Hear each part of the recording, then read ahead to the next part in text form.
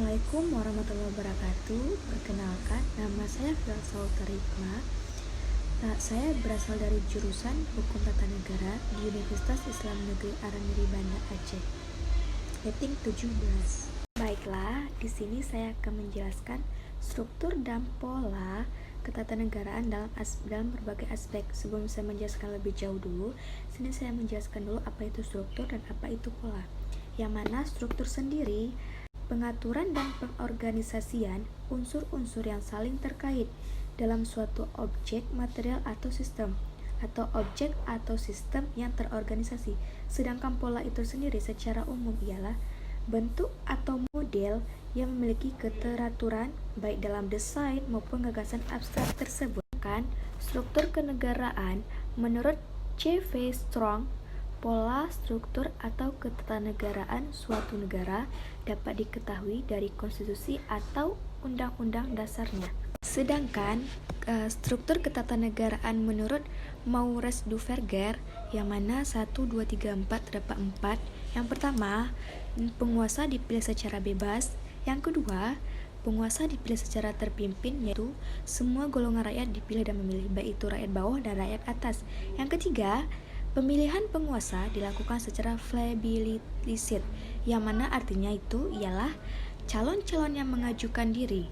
Sedangkan yang terakhir, yang keempat, pemilihan dilakukan secara otokrasi, yang mana situ disebut ialah pemilihan dilakukan dengan cara perebutan kekuasaan berdasarkan keturunan, kooptasi, dan lainnya. Struktur ketatanegaraan berdasarkan asas demokrasi dan diktator, yang mana yang pertama atas itu ada yang demokrasi, yunasi, paling kiri demos atau rakyat, terus pertengahan kratos, dan paling kanan kekuasaan rakyat. Adapun pengertian demokrasi itu dari beberapa para ahli. Yang pertama, Joseph A. Schumpeter mengatakan bahwa demokrasi merupakan suatu perencanaan institusional untuk mencapai keputusan politik di mana individu-individu memperoleh kekuasaan untuk memutuskan dengan cara perjuangan komparatif atau suara rakyat. Sedangkan yang menurut pahala yang kedua, yang mana Sidney Hope, demokrasi adalah bentuk pemerintahan di mana keputusan-keputusan pemerintahan yang penting secara langsung atau tidak langsung didasarkan pada kesepakatan mayoritas yang diberikan secara bebas dari rakyat dewasa. Sedangkan menurut pendapat para ahli yang ketiga, yang mana Philip C. Schumpeter dan Terry Lyncott, dia itu mengatakan demokrasi merupakan suatu sistem pemerintahan di mana pemerintahan dimiliki tanggung jawab atas tindakan-tindakan mereka di wilayah publik oleh organ negara yang bertindak secara tidak langsung melalui kompetisi dan kerjasama dengan para wakil mereka yang telah terpilih tersebut. Sedangkan tadi yang saya katakan, struktur ketatanegaraan berdasarkan asas demokrasi dan diktator. Ini saya akan menjelaskan diktator itu sendiri. Demokrasi sudah saya jelaskan menurut beberapa para ahli, yang mana diktator sendiri yaitu diktator merupakan seseorang yang memerintah absolut ditandai dengan kebrutalan dan penindasan terhadap kelompok oposisi. Sedangkan menurut para ahli juga, yang mana menurut Jules Archer, yang mengatakan bahwa diktator adalah seorang penguasa yang mencari dan mendapatkan kekuasaannya mutlak tanpa memperhatikan keinginan-keinginan nyata rakyatnya. Jadi sini kita dapat memahami bahwa seorang diktator itu dia penguasa yang mencari dan mendapatkan kekuasaan mutlak. Berarti dia tidak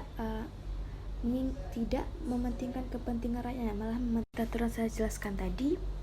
Dapat kita ketahui bahwa diktator itu dia hanya seorang penguasa yang mementingkan kehendak dia sendiri, bukan kehendak rakyatnya. Yang mana kalau diambil kesimpulan diktator itu bahwa seseorang diktator dalam menjalankan perintahnya akan menyimpang dan bahkan bertentangan dengan prinsip demokrasi. Jadi apapun yang dikatakan sewaktu sebelum menjadi pemimpin, tetapi setelah menjadi dia akan menyimpang dan bertentangan dengan prinsip demokrasi. Sebagai akibatnya tersebut, dia akan mengatakan sistem pemerintahan tersebut tidak lagi dikatakan demokrasi, melainkan menjadi sistem kediktatoran. Kita lihat sebab-sebab munculnya atau terperincinya munculnya seorang diktator tersebut, yang pertama itu rakyat tidak puas dengan pemerintahan yang sedang berkuasa. Perasaan ini timbul karena pemerintahan yang lemah dan tidak efektif seperti halnya Italia sebelum fasisme. Sedangkan yang kedua, keadaan rakyat yang sedang menderita serta putus asa. Cara-cara yang sangat menarik ditawarkan kepada rakyat sehingga rakyat menerima dan mengikutinya, seperti Rusia mengikuti Lenin, Jerman mengikuti Hitler. Sedangkan yang ketiga, sang diktator dan pengikutnya memegang kekuasaan. Hal ini dapat terjadi secara legal dan konstitusional, seperti Nazi Hitler yang menguasai kursi parlemen secara mayoritas, atau Mussolini yang dipilih oleh raja sebagai perdana. Yang mana menteri diktator dapat muncul dengan jalannya kekerasan dan ekstra konstitusional seperti halnya golongan Bolshevik di Rusia. Sedangkan selanjutnya juga oposisi dihancurkan baik dengan cara kekerasan atau violen maupun dengan anti kekerasan atau non-violen. Dalam suatu negara diktator pada umumnya undang-undang direvisi sehingga musuh-musuh politik tidak dapat berkuasa kembali, seperti halnya di Soviet, Partai Komunis dan organisasi mantelnya yang dapat dicalonkan dan mencalonkan untuk jabatan-jabatan pemerintahan. Juga seperti serta di Italia, hanya Dewan Fascis yang dapat mencalonkan untuk parlemen, sedangkan diktator biasanya merubah pemerintahannya menjadi suatu negara polisi sehingga untuk menghancurkan lawan-lawannya dilakukan. Menjelaskan itu tadi yang demokrasi, diktator. Di sini saya akan menjelaskan kepada teman-teman itu demokrasi di Indonesia kita sendiri, yang mana demokrasi merupakan suatu jalan untuk melakukan perubahan atas apa yang terjadi di masa lampau, mengembalikan hak menentukan pemimpin kepada rakyat, penguasa di bawah penguasa rakyat.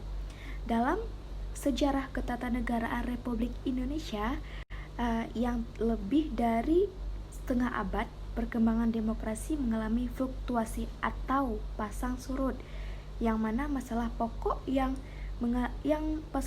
dihadapi tersebut ialah oleh bangsa Indonesia ini adalah bagaimana upaya meningkatkan kehidupan ekonomi dan membangun kehidupan sosial politik yang demokratis dalam masyarakat yang plural. Proses perkembangan demokrasi di Indonesia. Perkembangan demokrasi masa revolusi kemerdekaan. Implementasi demokrasi pada masa pemerintahan revolusi kemerdekaan baru terbatas pada interaksi politik parlemen dan berfungsinya boards yang mendukung revolusi kemerdekaan. Meskipun tidak banyak catatan sejarah yang menyangkut perkembangan demokrasi pada periode ini, akan tetapi pada periode tersebut telah diletakkan hal-hal mendasar. Pertama, pemberian hak-hak politik secara menyeluruh. Yang kedua, presiden yang secara konstitusional ada kemungkinan untuk mencapai diktator. Yang ketiga, dengan maklumat wakil presiden, maka dimungkinkan terbentuknya sejumlah partai politik yang kemudian menjadi peletak dasar bagi sistem kepartaian di Indonesia untuk masa-masa selanjutnya dalam sejarah kehidupan politik kita. Selanjutnya, perkembangan demokrasi parlementer. Periode kedua pemerintahan negara Indonesia adalah tahun 1950 sampai 1959 dengan menggunakan Undang-Undang Sementara atau UUDS sebagai landasan konstitusionalnya. Pada masa ini adalah masa kejayaan demokrasi di Indonesia karena hampir semua elemen demokrasi dapat ditemukan dalam perwujudan kehidupan politik di Indonesia. Lembaga perwakilan rakyat atau parlemen memainkan peranan yang sangat tinggi dalam proses politik yang berjalan.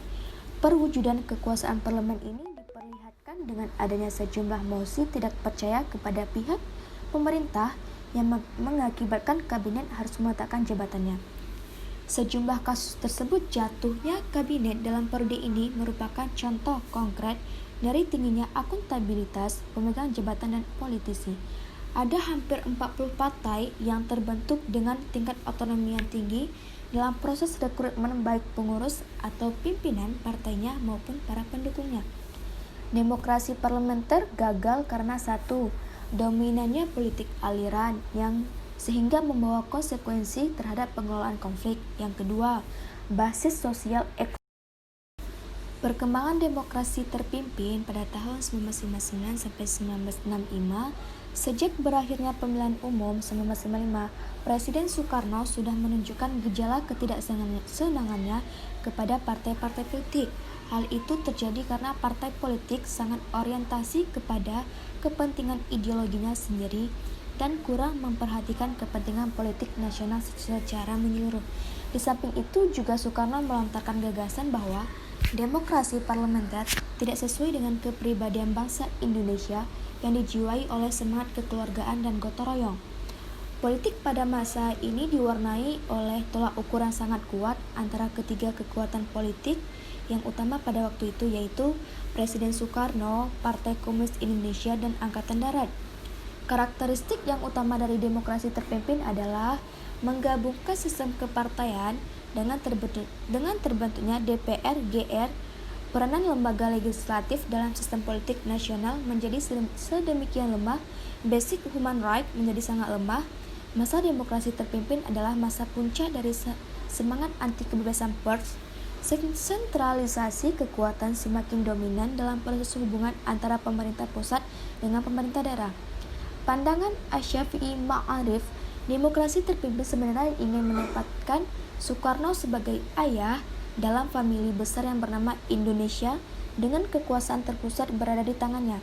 Dengan demikian, kekeliruan yang besar dalam demokrasi terpimpin Soekarno adalah adanya pengingkaran terhadap nilai-nilai demokrasi, yaitu absolutisme dan terpusatnya kekuasaan hanya pada diri pemimpin. Selain itu, tidak ada ruang kontrol sosial dan check and balance. Perkembangan demokrasi dalam pemerintahan Orde Baru, wajah demokrasi mengalami pasang surut sejalan dengan perkembangan tingkat ekonomi, politik, dan ideologi sesaat atau temporer. Tahun-tahun awal pemerintahan Orde Baru ditandai oleh adanya kebebasan politik yang besar. Presiden Soeharto yang menggantikan Insinyur Soekarno sebagai Presiden kedua Republik Indonesia dan menerapkan model demokrasi yang berbeda lagi, yaitu dinamakan demokrasi Pancasila atau Orba, untuk menegaskan klaim bahwasanya model demokrasi inilah yang sesungguhnya sesuai dengan ideologi negara Pancasila. Dalam masa yang tidak lebih dari 3 tahun ini, kekuasaan seolah-olah akan didistribusikan kepada kekuatan masyarakatan. Oleh karena itu, pada kalangan elit perkotaan dan organisasi sosial politik yang siap menyambut pemilu 1971, tumbuh gairah besar untuk berpartisipasi mendukung program-program Perkembangan demokrasi pada masa reformasi 1998 sampai dengan sekarang. Sejak runtuhnya Orde Baru yang bersamaan waktunya dengan lengsernya Presiden Soeharto, maka NKRI memasuki suasana kehidupan kenegaraan yang baru. Sebagai hasil dari kebijakan reformasi yang dijalankan terhadap hampir semua aspek kehidupan masyarakat dan negara yang berlaku sebelumnya, kebijakan reformasi ini berpuncak dengan amandemennya Undang-Undang Dasar 1945, bagian batang tubuhnya, karena dianggap sebagai sumber utama kegagalan tatanan kehidupan kenegaraan di era Orde Baru. Amandemen Undang-Undang Dasar 1945, terutama yang berkaitan dengan kelembagaan negara, khususnya laginya perubahan terhadap aspek pembagian kekuasaan dan aspek sifat hubungan antara lembaga-lembaga negaranya, dengan sendirinya mengakibatkan terjadinya perubahan terhadap model demokrasi yang dilaksanakan dibandingkan dengan model demokrasi Pancasila di era Orde Baru. Dalam masa pemerintahan Habibie inilah muncul beberapa indikator kedemokrasian di Indonesia. Pertama, diberikan ruang kebebasan pers sebagai ruang publik untuk berpartisipasi dalam kebangsaan dan kenegaraan. Yang kedua, diberlakunya sistem multipartai dalam pemilihan tahun 1000. Prinsip demokrasi di Indonesia.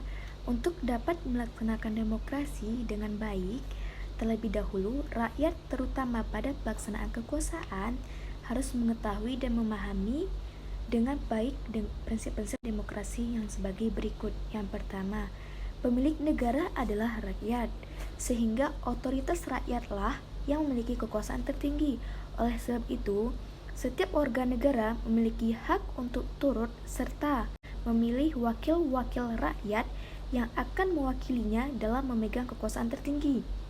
Dan juga di situ memiliki hak untuk bisa dipilih bagi jabatan dan juga memiliki hak untuk bisa dipilih kekuasaan lainnya. Orang-orang yang mewakili rakyat untuk memegang kekuasaan tertinggi dalam suatu negara dengan status suatu